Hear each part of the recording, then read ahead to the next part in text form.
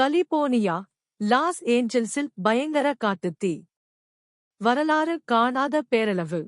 அமெரிக்காவின் கலிபோர்னியா மற்றும் லாஸ் அஞ்சல்ஸ் மாகாணத்தில் ஏற்பட்ட பயங்கர காட்டுத்தீயால் ஆயிரக்கணக்கான வீடுகள் சேதமடைந்து லட்சக்கணக்கான மக்கள் பாதுகாப்பான இடத்தில் தஞ்சமடைந்துள்ளனர். தீக்கு இரையான வீடுகளின் புகைப்படங்கள் வெளியாகி நெஞ்சை பதற வைத்துள்ளது. கடந்த ஜனவரி 7ஆம் தேதி அமெரிக்காவின் லாஸ் ஏஞ்சல்ஸ் மற்றும் கலிபோர்னியா மாகாணத்தில் உள்ள காட்டுப்பகுதியில் ஏற்பட்ட காட்டுத்தீ வீடுகள், ஷாப்பிங் மால்கள் என அனைத்தையும் நாசம் செய்து வருகிறது. காற்றின் வேகம் அதிகமாக இருப்பதால் காட்டுத்தீ கட்டுக்கடங்காமல் மளமளவென பரவி வருகிறது. காட்டை சூறையாடிய தீ அப்பகுதியில் சுற்றி வசிக்கும் மக்களின் வீடுகளையும் விட்டு வைக்கவில்லை. மளமளவென பரவிய தீ அப்பாவி மக்களின் வீடுகளை இரையாக்கியது. 50,000க்கும் அதிகமானோரின் வீடுகள் மற்றும் வணிக வளாகங்கள் தீயில் கருகி நாசமாகின.